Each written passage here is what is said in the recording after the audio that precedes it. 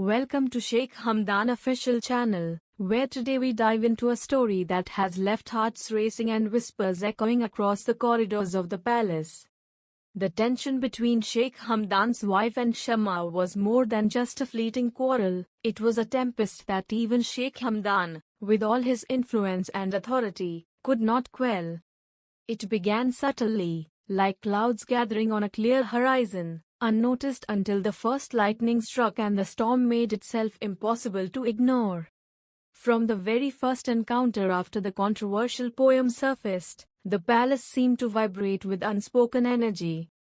Hamdan's wife carried a quiet storm within her, a mix of hurt, suspicion, and a desire for recognition that refused to be silenced. Shamma, equally steadfast, had long believed that stepping away from the palace meant leaving conflict behind, yet fate had other plans. Every glance exchanged between them became a spark, a small ember that threatened to ignite a wildfire no one could control. The reality was that Sheikh Hamdan found himself trapped between two worlds. On one side stood his wife, his partner, whose heart he had vowed to protect, yet whose pain now demanded attention he didn't know how to give. On the other stood Shamma, whose past with him was a delicate thread that he thought had been safely severed. He realized too late that attempting to mediate was like trying to hold back a tidal wave with bare hands. The energy of emotions already in motion could not be redirected by authority alone. At first, Hamdan tried subtle interventions, thinking that private conversations and reassurances would calm the growing friction. He suggested shared activities, offered moments of attention, and tried to remind both women of the loyalty he held for each.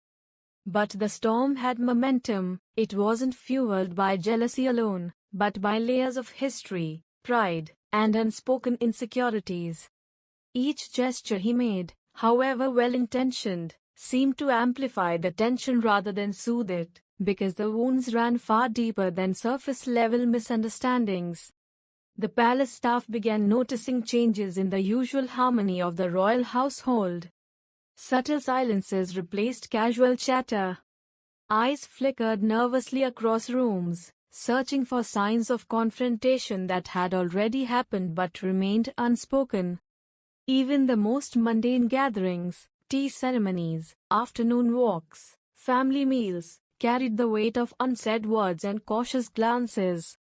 Hamdan realized that controlling the environment was no longer enough. The storm was now living inside hearts, not outside. Then came the moment that shifted everything, a private exchange during a family discussion where a reference to a memory, seemingly innocent, became the catalyst. Hamdan's wife spoke with intensity, her voice trembling yet commanding, her emotions raw and exposed.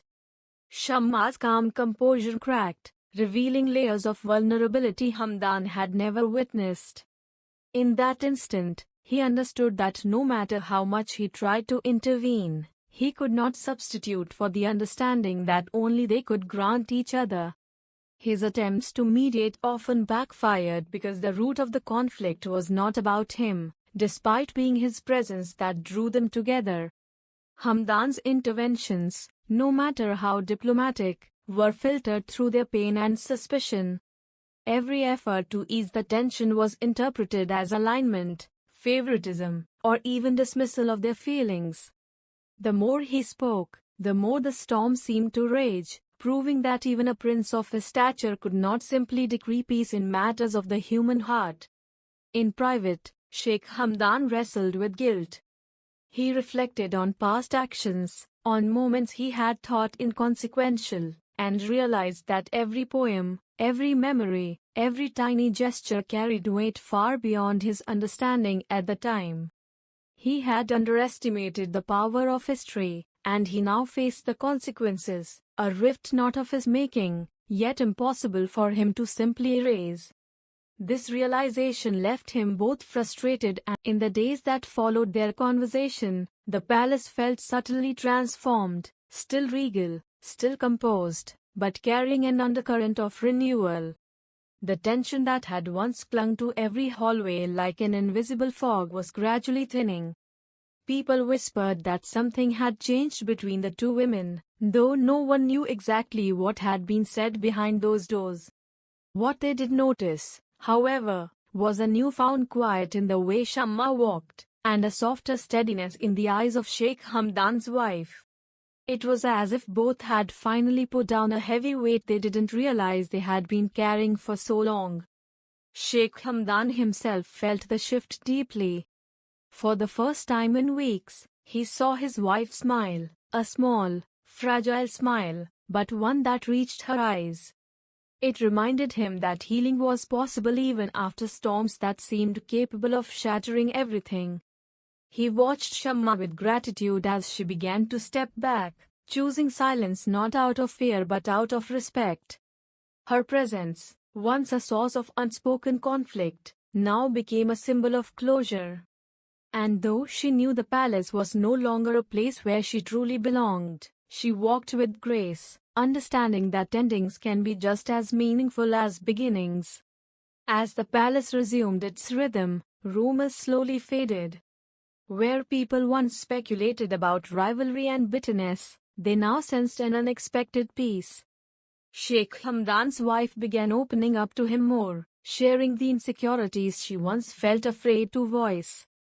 Her honesty breathed new life into their marriage, reminding them both that strength lies not in perfection, but in vulnerability shared without fear.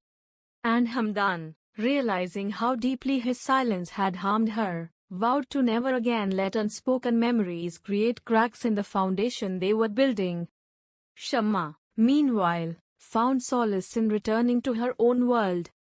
She spent her days focusing on work, projects, and reconnecting with parts of herself she had neglected. She knew her chapter in the palace story was not one of triumph or defeat, but of quiet transformation. The encounter had reopened wounds, yes, but it had also sparked a clarity she hadn't known she needed. She understood now that peace was not found in holding on to what once was, but in releasing it with gratitude and strength. And so, life moved forward, not untouched, not unchanged, but beautifully altered. The truth behind the tension had surfaced, but instead of tearing them apart, it brought understanding.